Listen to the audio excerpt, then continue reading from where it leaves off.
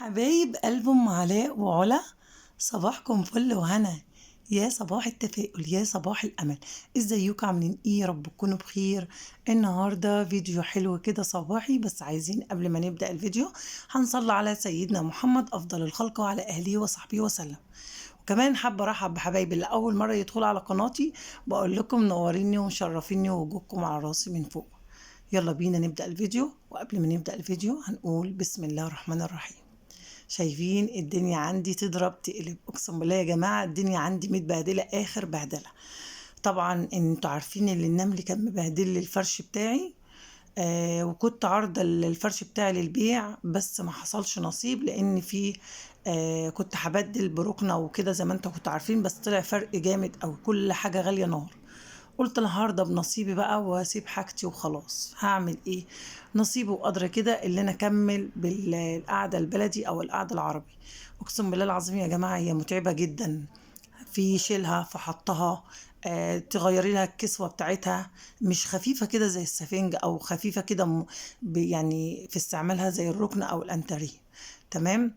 طبعا اللي بتقعد في الارض او بيقعد في الارض يبقى مش قادر يقوم، عايز حد يشده. القعده بتبقى صعبه جدا، بالذات لما يكون حد يعني حد كبير في السن بيجي عندي ويقعد، يبقى مش قادر يقعد ولا قادر يقوم.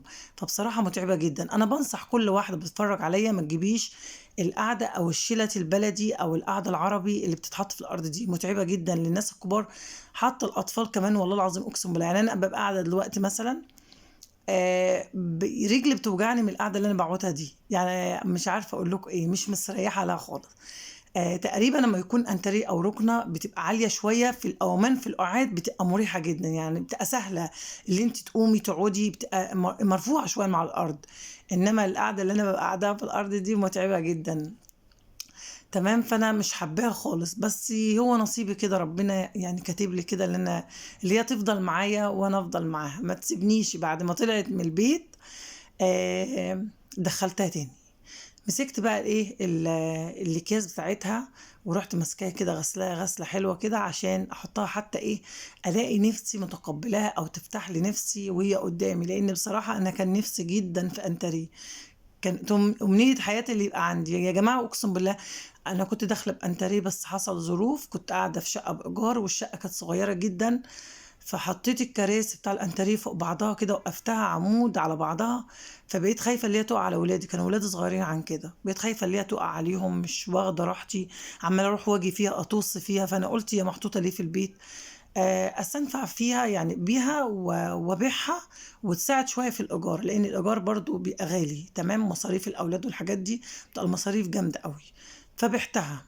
فقلت ان شاء الله ربنا يعوض عليا. لحد الان لسه ربنا ما عوضش عليا، لسه ربنا ما ارادش اللي هو يعوض عليا.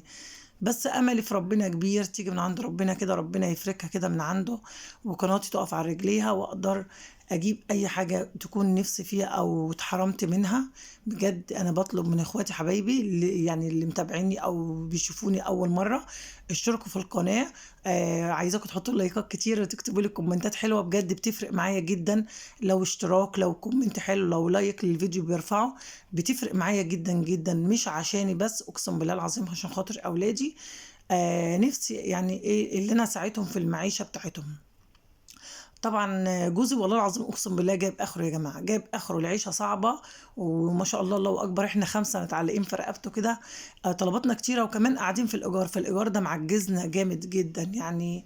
بندفع 2000 ونص في الشهر، ده غير الميه غير الكهرباء غير مش عارفه ايه، غير تعب العيال. فبيدخل في مبلغ وقدره، يعني بيلف حوالين نفسه. اقسم بالله شفت يعني الدبور كده.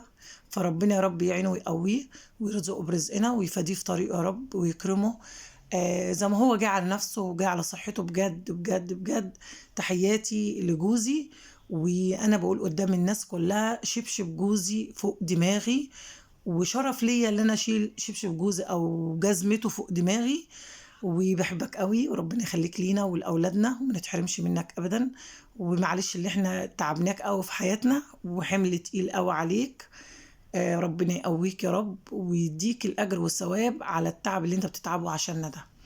فانا نفسي بجد بجد قناتي تقف على رجليها، واللي انا ابقى اقدر اساعد بيتي، اللي انا اقدر اجيب حاجه تكون ناقصاني في بيتي. انا عارضه النيش يا جماعه، والمكتبه اللي قدامكم بالتلفزيون عرضهم للبيع. تمام. لو حد حابب اللي هو يشتريهم، يا ريت والله العظيم يعني، بس ما يفطسهمش قوي يعني، ياخدهم يعني وسط يعني ولا يجي عليا ولا يجي على نفسه، يعني خليها يعني تبقى سهلة، الدنيا تبقى سهلة ما تبقاش صعبة قوي.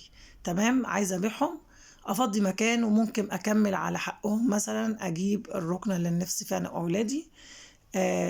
ما كملتش، ممكن بقى إيه أحاول أعملها بالقسط وأدفعهم مقدمة، ونحاول نقسط حاجة في حاجة لحد ما ربنا يكرمنا نجيب الركنة أو نجيب الأنتريه. عشان طبعا الشتا داخل علينا، بنقعد في الأرض بنسقع جدا، وبنبقى قاعدين بقى بصوا أقسم بالله حالتنا حوسة. فربنا يا رب يفرج همنا يا رب العالمين، ويكرمني ويرزقنا كده برزق اولادنا يا رب العالمين. طبعا بقى نضفت الدنيا، كانت عندي متبهدله اخر بهدله، طالع عينيها الصلاه، كانت طالع عينيها.